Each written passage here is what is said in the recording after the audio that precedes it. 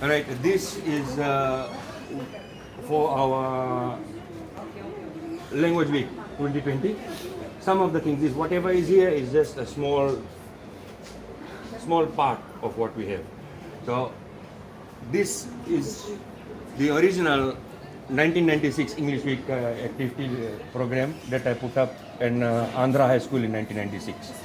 There's a whole list of things, and whatever is there are also repeated in our posters outside, right? And over the years, whatever students' writings and whatever programs we had, like here you have the Global College, whatever we did, a bit of it is here. Then we have some pictures of some of the students, or some of the writing that we had over the years. Students in creative writing competitions, Dubu College Writing Club, and all the competitions that we had. Unfortunately, in 2020, Dudley, when we ran the competitions for essays and all, very few entries came in. But there have been times when we have been having all these students writing short stories, essays. And over here I've also included the English as a language. I suggest you zoom in or come closer to this so that you can get a picture of that. That's the listen, speak, read and write lecture that I give to students and teachers. Right? And there's one of those songs, which a rap song which I used in one of our postgraduate courses, Thambi's song. A short story from 1988 by one of our students in Kavananga School. Andhra Secondary School students. All over the years, the schools, whatever we have been doing, have been captured here. And as I said, these are just a little bit of all those. Over here, what you see is the final drafts of one of my first short stories, which got published in Mana. And here you have the writing club, Dubu College Writing Club, for 2003, 2004, 2002 to 2004. And of course, some of my articles and other things there. Over here, we have some of our posters for 2020, Dudley High School. And over here, if you step this way, you will notice this is an ancient typewriter. Before we had computers, this is what we used to do. My father used to use this in the 60s for his assignments and all. I used this to write my first assignments and some of my short stories at university. I also used this to type out my papers for 1996 students in Andhra. And I also used this to type out some of my stories when I was a journalist at the Fiji Times in 1988. Okay. Then we have some of those there. That's and it still works, by the way. Okay, some things have gone wild. But all over the years, wherever I have been going, I've been taking this together with me. This is one of the projects by the students of Dudley this year. Our theme, as you know, was literacy in the digital world. And over here, funnily enough, this is, as you know, earthen pot called a diya, brings light. Yes. And light associated with knowledge, especially in the darkness that we live in now. Literary darkness, I mean. Okay? Yes. So that I brought, but it was inside this. Interestingly, this is a pot which the indentured laborers used to store water in. Similar pot was used for cooking food, right? And interestingly, this is the same size pot, in which my father's remains, ashes were put when he was cremated at the crematorium. Right? So I saw it and I thought it was interesting because those years, so many years back, our indentured ancestors have used them for other purposes. Right? And now, there's no purpose. We're not using it for cooking, but we're using that similar thing for ashes. Because we've got to break them and intersperse them in the water. Come to this side now. This is something from 1998, when I was at Kavananga South Secondary. See that? That's the date there, 25/9/98, and that was during a briefing. and the news that I received from the administrator was a bit startling. So that's why the eyebrows are raised and the mouth is left open. Okay. Anyway, that's just something, all right. And what we have here, these ones I used to put on student and staff notice boards, and you can see that this is written in Hindi.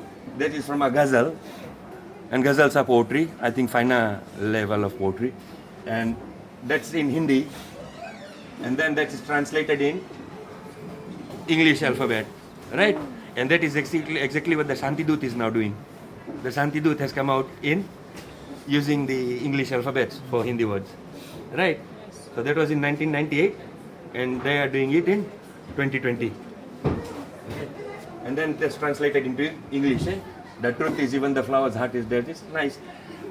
There's some things. This is a poetry handout for years 12 and 11. A collection of poets' words, so that we could introduce them to that. And then here you have, this is what I talked with the students with the singing, how I introduce singing and songs in my classes. There's an exercise where we put the title without the vowels, and they sing. Like today's song was, say One More Night by Phil Collins. So you put down dash N dash, and then M dash R dash, and then N dash G H T, and the students guess what the words are. And once they get the title, One More Night, then I want to use the video to play the song, just the first part. One more night, please, one more night. Right, and they get it. So they relate that language is alive everywhere. And so that is one of my favorite songs from the jukebox in the canteen in the USP from 1986. The song number was 134 in the jukebox. I wonder how many of you know what a jukebox is. Mm-hmm. You know the coin machine, you put a coin and you press the number, and they used to have the records playing.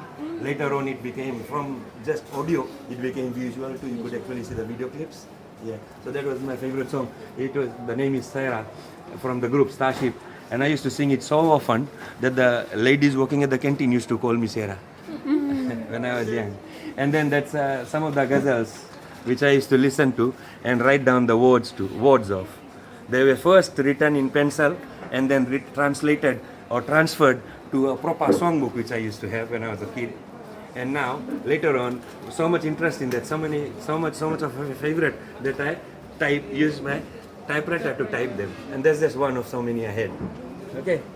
And then this is on Shakespeare's Hamlet. Those of you who will be studying Hamlet, there is a lecture which I have prepared for not only year 11, 12, 13 students, but also for professional development for teachers, which I have conducted. And it is called Love versus Lust, which is the central theme of Hamlet's madness and the play Hamlet, in fact. And if you look at it, what it comes down to is when you read Mohandas Karamchand's Gandhi's autobiography, My Experiment with Truth, he says the same thing that is in that. And I read that in 2015 in Townsville. Okay, it is if you want to read Mohandas Karamchand's autobiography, it's a PDF on Google. The title of the name of the writer is Arvind Suwami, IRVIND SUWAMY. Okay, so it's there. It's a nice book. I've got all the references there. And this, by the way, some more work from my students from the Dubu College Writing Club. There's students from writing from 1990s. There's a student here. You might like to zoom into this name. I don't want to say that name out. That's from 1991. Assignment to something. And then the reflections, some of my reflections and my work from lectures. This is for my postgraduate studies, the lecturers' names, and what they say about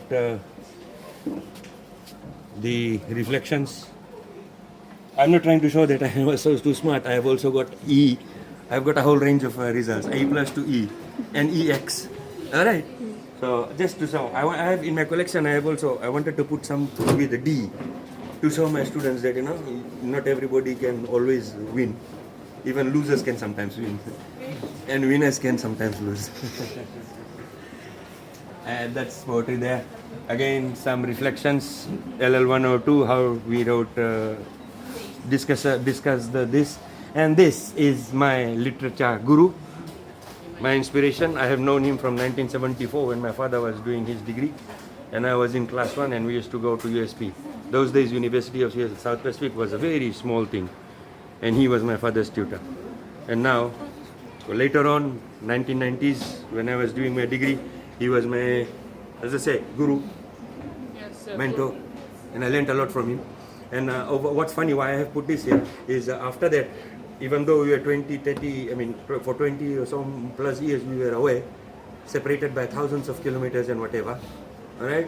Whenever I used to write anything, and I used to be, feel a bit good about it, I used to quote his comments in bracket at the bottom. Like he used to say, "So's promise," or "develop this." And so I would write, after writing something, I would put a bracket at the bottom. I'll show you, but I wanted to display it, but there was not enough space. I got them all there. And I said, "Develop this." And then below that in double bracket, Professor G's comments. It's all there over the years. So it's sort of what it evolved into was, it seemed like I was writing not only for myself, but to please him. And over the years, what that evolved or resulted in is a sort of a mutation. I'm not just me, but I'm also thinking like how he would expect me to do. So what I turned into was somebody who was myself, alright, but also trying to be above his level.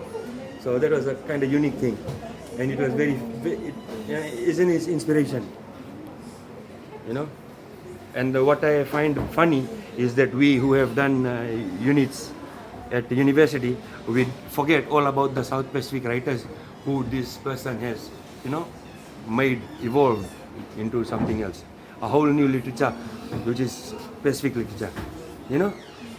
It's a lot. We ignoring it totally. I have the book in the 1103, the course book, Pacific literature in English, last year, but I think some 1103 student walked away because there were some wild poems in there. Wild meaning they could not come across, handle all that. So this is basically the literary journey that we had, and this is just a tiny piece of what all I have. Right? So this was educational, supposed to inspire people that what they can achieve, is not out of their reach. Okay, it's just how you tackle it.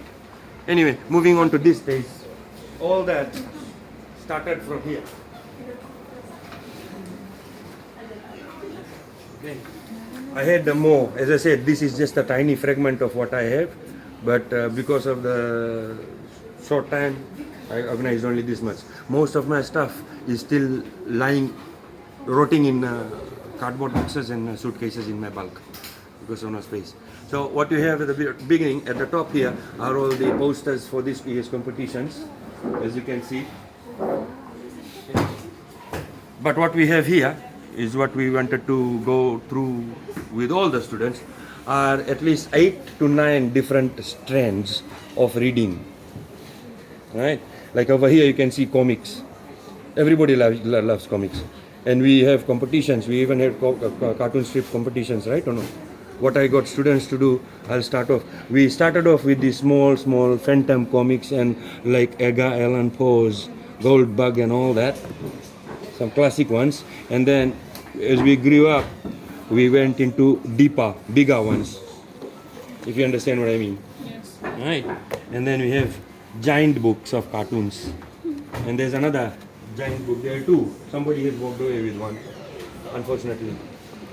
Collateral damage, eh? And this is one of the old ones, the first old ones when we were in primary school. It has got so many sports stories, adventure strips, humor, science, so much knowledge just in what there's so many different types of articles. Space exploration, cartoons of so many different types, story of man and mountain, Edmund Wimper, and I especially remember these articles when nature plays tricks. rails across Canada. So standing at your own home, you are able to see all these things, just through reading.